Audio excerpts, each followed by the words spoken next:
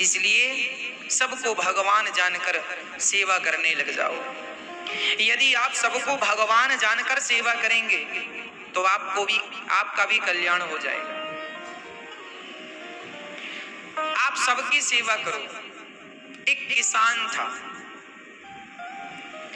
एक दिन उसके द्वार पर कोई संत आए, कहा भैया जा रहे हैं तीर्थ यात्रा पर, पैदल हूं, हर गांव में भिक्षा मांग कर खा लेता हूं, सो भैया आज की रात यहीं गुजारनी है तो तुम्हारे द्वार पर ही आज हम विश्राम करेंगे, तो भोजन की व्यवस्था करो। किसान बड़ा धार्मिक था, उसने बढ़िया संत के लिए कच्चा दे दिया, आटा इत्यादि। संत ने कच्चा ही मांगा, कहा लो। संत ने बना करके उसे भोग लगाकर किसान को प्रसाद देकर ग्रहण कर लिया। संत ने सोचा कि इसका अन्न खाए है, कुछ इसकी सदगति। देखो संत के पास क्या है देने के लिए? संत के पास देने के लिए एक ही चीज है, बोले ईश्वर तक पहुंचने का उपाय, ईश्वर तक पहुंचने का रास्ता संतों को पता है, सो वही रास्ता सबको बताते रहते हैं। किसी की समझ में आता है तो उस रास्ते पर चल के वो ईश्वर तक पहुंच जाते हैं, किसी की समझ में नहीं आता सो नहीं पहुंच पाते। संत ने कहा किसान से, भैया तुम रोज 1 घंटा कीर्तन किया करो। किसान ने कहा सरकार ये काम नहीं हो सकता, मैं किसान हूँ और बहुत काम रहता है, पत्नी बच्चों में किसानी में समय बिल्कुल नहीं मिलता कि मैं 1 घंटा कीर्तन करूँ। तो संत ने कहा कोई बात नहीं, तुम 1 घंटा कीर्तन नहीं कर सकते तो पास में कोई मंदिर हो तो नियम बनाओ और नियम से एक बार ठाकुर जी का दर्शन करने मंदिर जाए। भागना पड़ता है खेत की तरफ। अब संत बड़े चक्कर में पड़े, से क्या उपाय बताऊं? तो संत ने उसी से पूछा अच्छा ये बताओ तुम क्या कर सकते हो? जो भी करना नियम से करना, वो नियम तोड़ना मत। यदि तुम इस नियम से चलोगे तो तुम्हारी भी नैया पार हो जाएगी। तो किसान बोला मेरे बगल में घर के बाजू में एक कुम्हार रहता है, घड़ा बनाता है, आप कहो तो मैं उसका रोज दर्शन कर लिया करूंगा, ये नियम हो सकता? संत ने कहा ठीक है, तुम उस कुम्हार का दर्शन किया करो। नियम बनाओ कि कुम्हार का दर्शन किए बिना तुम भोजन नहीं करोगे, नियम बनाओ। और कुम्हार को इस भाव से देखोगे कि ये भगवान है, लेना उनमें ही, वो ईश्वर है ये सोच कर। भले तुम्हें शुरू में ऐसा लगेगा ये कुम्हार है, ये कुम्हार है, पर धीरे धीरे उसे कुम्हार ना कहकर उसे भगवान जानकर उसको दूर से प्रणाम कर लेना और देखे बिना ये नियम बनाओ कि भोजन नहीं करोगे। किसान बोला ये ठीक है, ये मेरे बगल में है, मैं रोज देख लिया करूंगा, कोई ज्यादा वक्त नहीं लगेगा।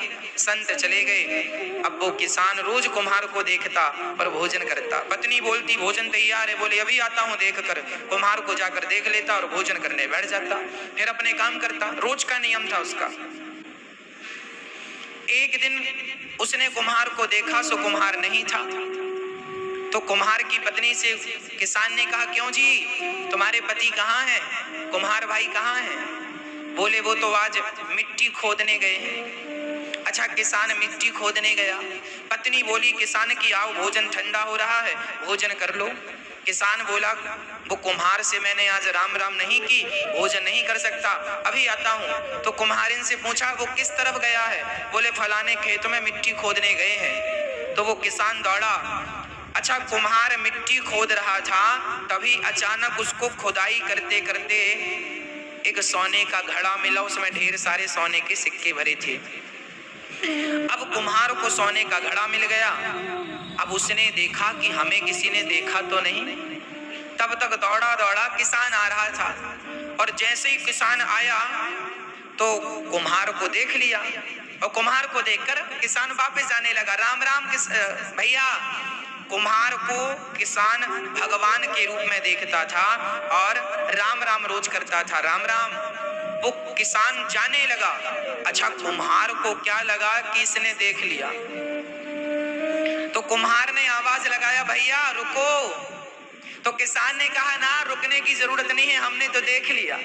किसान तो ये कह रहा था कि हमने तुम्हें देख लिया, पर कुम्हार को लगा इसने सोने का घड़ा देख लिया। तो फिर आवाज लगाई, कुम्हार ने सुनो देख लिया है सो किसी से कहना मत, आधा तुम रख लो आधा हम रख लेते हैं। तो किसान रुका, बोले किसकी बात कर रहा है? किसान गया और जाकर देखा तो दोनों देख के दंग रह गए। ढेर सारा धन उन्हें जमीन के भीतर गड़ा हुआ मिल गया।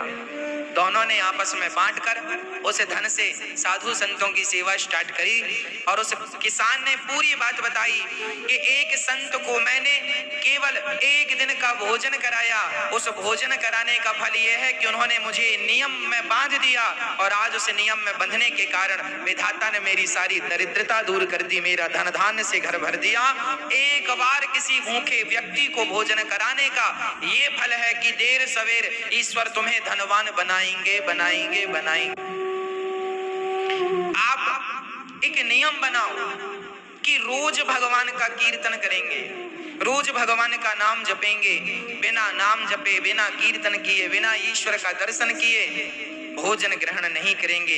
ये नियम, जो व्यक्ति नियम से चलता है उसे भगवत प्राप्ति निश्चित होती है। इसलिए नियम जरूरी है जीवन में। संयम और नियम, संयमी बनो, भोग और विलास से मन को हटाओ और ईश्वर के प्रेम के नियम में बंध जाओ। यही है आनंद। जब व्यक्ति आनंद चाहता है तो भगवान की शरण में जाए तो सारा आनंद से उसका जीवन तन मन भर जाए। विश्वोत्पत्त्यादि है तबे भगवान क्या करते हैं? विश्व की उत्पत्ति, पालन और संहार करते हैं। भगवान का काम है विश्व की उत्पत्ति, पालन और संहार, है ना।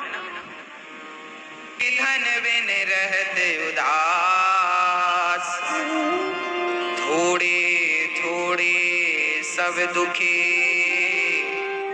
सुखी राम के दास। कोई तन से दुखी है, कोई मन से दुखी है, कोई धन के बिना परेशान है। आज सब ही दुखी हैं। कोई तन से दुखी, कोरोना तन से ही तो दुखी कर रहा है। कोई तन के लिए परेशान, तन से दुखी है। कोई मन का रोगी है, मन की इच्छाएं अधूरी रह गई तो डिप्रेशन आ गया, मन में बड़ी चिंता है, मन में बड़ी टेंशन है। हमें बड़ा आश्चर्य लगता है तब जब लोग ये कहते हैं महाराज जी हमें बड़ी चिंता है। हमें सुनकर बड़ा आश्चर्य लगता है तब जब लोग ये कहते हैं कि फला व्यक्ति डिप्रेशन में चले गए। मैं बिल्कुल अपनी प्रैक्टिकली बात कर रहा हूं। मुझे बहुत आश्चर्य लगता है जब ये कहते हैं लोग गुरुजी बड़ी चिंता है। मैं आपसे पूछना चाहता हूं, बताइए आपको किस बात की चिंता है? क्या चिंता है आपको? जो हो रहा है क्या वो तुम्हारी मर्जी से हो रहा है? नहीं, ईश्वर की मर्जी से हो रहा है। अच्छा, जो कल हुआ क्या वो तुम्हारी मर्जी से हुआ? वो भी ईश्वर की मर्जी से। और कल जो होगा वो भी किसकी मर्जी से? क्या तुम्हारी और हमारी? अरे वो भी विधाता की मर्जी से।